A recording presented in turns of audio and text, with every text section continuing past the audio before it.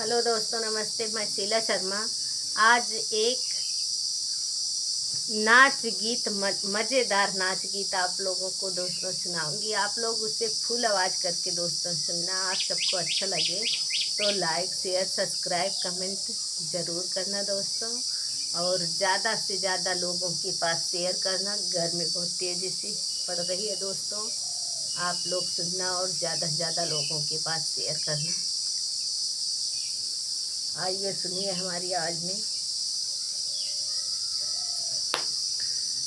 सड़िया में फंस गई पयलिया, बलम सलवरिया सिलाई दा। सड़िया में फंस गए पयलिया, बलम सलवरिया सिलाई दा। ते सड़िया में फंस गई पयलिया, बलम सलवरिया सिलाई दा। सड़िया पहिरे हम कुहना पे गईली, सड़िया पहिरे हम कुहना पे गईली।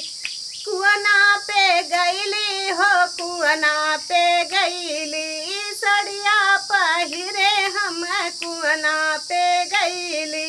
कहरा कई लगी गए नजरिया, बलम सलवरिया सिलाई दा। कहरा के लगी गई नजरिया, बलम सलवरिया सिलाई दा। सड़िया में फंस गई पयलिया, बलम सलवरिया सिलाई दा। सड़िया में फंस गई पयलिया, बलम सलवरिया सिलाई दा। सड़िया पहिरे हम बागों में गईली, सड़िया पहिरे हम बागों में गईली। बागों में गईली हो, बागों में गईली। सड़िया पहिरे हम बागों में गईली।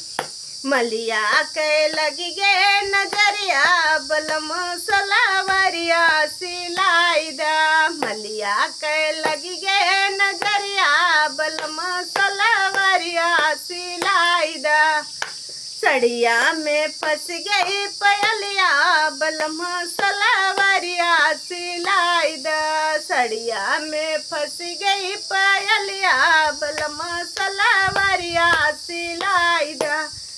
सड़िया पहिरे हम गईली बजरिया, सड़िया पहिरे हम गईली बजरिया।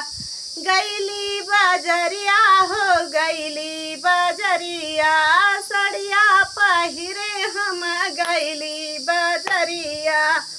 हे लोगवन के लगी गए नजरिया, बलम सलवरिया सिलाई दा। लोगवन के लगी गए नजरिया, बलम सलवरिया सिलाई दा। सड़िया में फंस गए पयलिया, बलम सलवरिया सिलाई दा। सड़िया में फंस गई पयलिया, बलम सलवरिया सिलाई दा। कमेंट करके बताना दोस्तों।